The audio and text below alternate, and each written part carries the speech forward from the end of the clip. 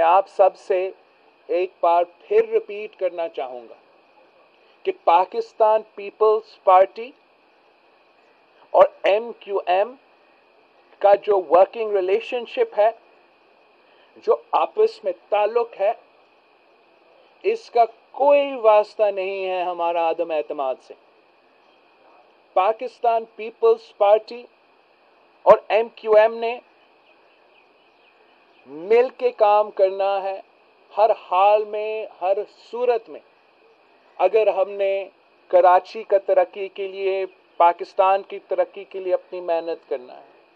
और मैं मीडिया के सामने ये बात आज रखना चाहूँगा कि जो पाकिस्तान पीपल्स पार्टी और MQM से जो हमारा जो दरमियान कॉन्वर्सेशंस चल रहे हैं,